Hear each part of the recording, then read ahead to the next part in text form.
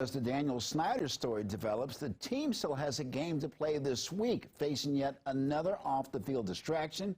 DC News Now's Alex Flum is at the team's facility in Ashburn, Virginia. Hey, Alex.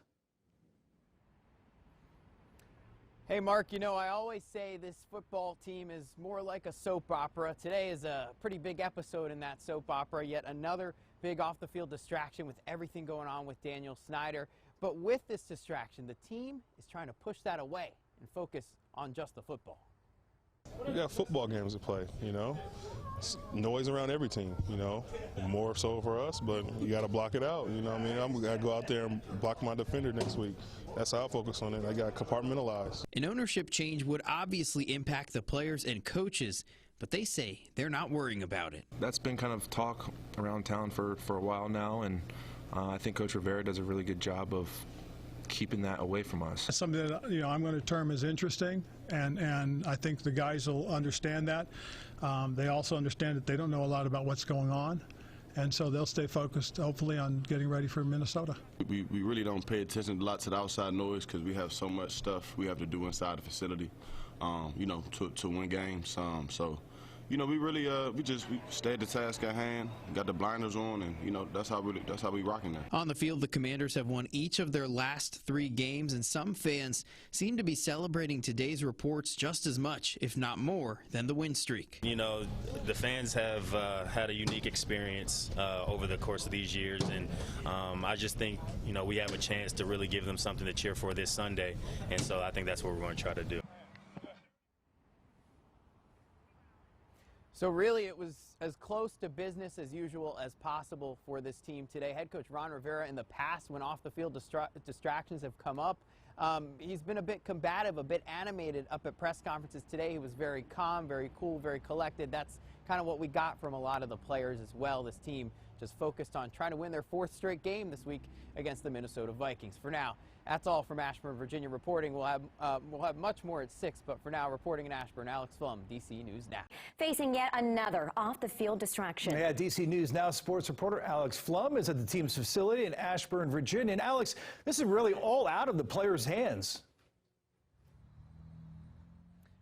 Yeah, well, Chris and Thesmeen, this is nothing new for any player that's played for this organization since Daniel Snyder's been the owner. There's just countless amounts of off-the-field distractions stemming from things going on with him. And I said it earlier, I always say this organization is more like a soap opera sometimes than a football team. Today is a clear example, and it's a pretty big episode of that soap opera. But the team says today they're trying to push those distractions away and focus on the football. So really, it was as close to business as usual as possible for the Commanders today. Right now, they're just focusing on trying to go out against the Minnesota Vikings on Sunday and win their 4th consecutive game. For now, reporting in Ashburn, Alex Flum, DC News Now. And has more. Alex. Well, Derek, of course, we know that usually Chase Young getting closer to returning to practice, or actually returning to practice, would be the biggest news of the day usually, but today it's going to take a backseat to that Snyder news. But still, it is huge for this Washington Commanders team to have Chase Young almost back to action. Now, Young, who tore his ACL in November of last year, can officially return to action at some point in the next 21 days. The Commanders' defense has performed well lately, still without him, but the former #2 overall draft pick would infuse a significant amount of talent back into this defense. As for now, while he continues to work his way back to officially being on the field, Young is glad to be even closer to the action. I felt real good. I felt pretty springy. Obviously, we didn't have pads on or anything like that, but just getting back in motion, you know, all the pre-snap reads and things like that, just feeling like a football player again. Just to really be out there with my teammates, feel like I was part of the guys again. And it's nice having him back out there. It's nice having, you know, just seeing the joy in his face and just his smile and his laugh, just being out there and being with the guys. You know, it means a lot to him. Everybody knows the type of player he is. Everybody knows the type of energy that he has. So just something as little as that, just having his energy back on the sideline, on the field, a guy that can do it all. So it's definitely going to be big, definitely going to be fun to see him back out there. When asked today if he was returning this week, Sunday, against the Minnesota Vikings, Chase Young did not say whether he would or not. If he does not play this week, The next game would be November 14th, Monday Night Football at Philadelphia. If he returns that day, it would be a year to the day of his ACL tear against the Tampa Bay Buccaneers last season. And that would be pretty cool if he returns on that day. Hopefully he comes back soon for the Commanders. For now, reporting in Ashburn, Alex Flum, DC News Now. All right. His team still has a game to play this week, facing yet another off-the-field distraction. Our Alex Flum continues our team coverage tonight, the team's facility in Ashburn, Virginia. Alex, what's going on? Well, hey, Thasmeen, whenever this team has been good or been bad over the years, there's still been off-the-field distractions in just about every situation. Players, coaches that have been a part of this organization have had to get used to this over the years. And today with the Daniel Snyder news is just another chapter in this craziness, this soap opera that goes on here in Ashburn, Virginia. And today was a pretty big episode as this team is just trying to push these distractions away.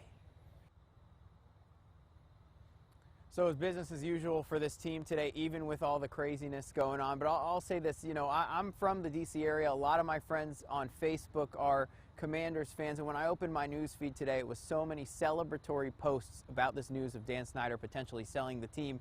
And we don't know exactly how the players feel about it because they said they're focusing on football. But I can imagine that the players want to just keep winning and bring a Super Bowl. Whoever the owner is, back to D.C. would be the first time since 1992, whenever that happens again. But anyway, for now, reporting in Ashburn, Alex Flum, D.C. News Now. It could be the beginning of the end. Yeah, well, Snyder's ownership of this team has been tumultuous, to say the least.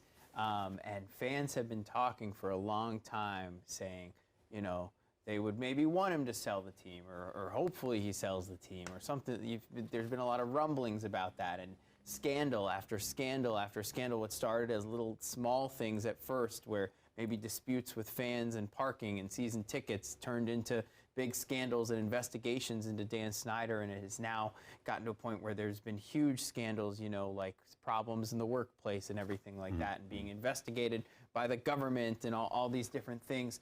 And now and then just last week, Jim Irsay, the Colts owner, saying, the owners are going to consider this. And now here, this is concrete. Snyder's saying they're going to sell the team. So this all happened very fast, but it's been building up to this for a lot of years, and it's feeling realer than ever that this really could happen. Right, and I wonder how much Jim Irsay had to say about it, because I don't think he would have gone out and said what he said if he didn't have the backing from a bunch of the owners, because part of it is, 24 owners have to vote out another owner, right? And that would be the situation with Dan Snyder. He would have to have 24 votes against him in order for him to get out. But not to play devil's advocate, is this also kind of an advertisement for minority ownership to come in to help with, like I said, some cash flow issues? That's probably where it's starting, but how many people would actually want to be a minority owner under Dan Snyder right now? Well, considering I think the last group of minority owners, there was some huge dispute between him and them, so I can't imagine people are running to sign up to do that. But what I think is interesting is the timing, that this morning they say they're selling the team. This afternoon he's being investigated by the U.S. attorney. It's just a little fishy. I wonder if maybe it was coming out, led to it, this announcement. So who knows? But, speaking of these off-the-field issues, there's been a lot of on-the-field issues under Dan Snyder. Taking a look here, during his ownership, the team has a win percentage of just over 41%. Only 2 playoff wins, the last one coming in the 2005-2006 season. 10 different head coaches, and under Daniel Snyder, since 1999, so that's 23 years, 25 different starting quarterbacks. And now at least, but I think, I said earlier, this is going to be one of the biggest days for DC sports, especially that's the case for the fans. I mean, I said it earlier on the shows. I opened my Facebook this afternoon. Almost every status was, oh my gosh, I can't believe this. People were texting me all day. I grew up in the DC area. I grew up going to Commanders games. So a lot of my friends are fans of this organization, and they all are very excited about this news. People are equating it to as if the team maybe not winning a championship, but as if making a deep playoff run. It's just as exciting for some of these people. So I think, an ownership change, controversies, this has been a conversation for a really long time, but like we said before, the fact that it might actually happen and it seems more real, I think fans are very excited around here. I think part of it is because a lot of people were outspoken. We mentioned Jim Irsay, but that's not where it started. That's kind of where it ended, but that was a huge thing. One of the other things, you know, there was talk, remember, a couple months ago about them building a stadium. Is it going to be in D.C.? Is it going to be in Virginia? Is it going to be in Maryland? And a lot of people went to their congressmen or representatives and said, hey, we don't want to build this team a stadium. You know, we would prefer to get the owner out before that. And I think that they listened, and that was part of it. You know, as the people kind of voiced their opinions and their distrust, if you will, in Dan Snyder, I think that helped it. Obviously, Jim Irsay finished it, and now we'll see where it goes from here. And between 1983 and 1992, this team won 3 Super Bowls. This place loved their football up until the mid-2000s. It's not the case anymore. I think if a new owner comes and winning happens, it would flip right back to people loving this team like they used to.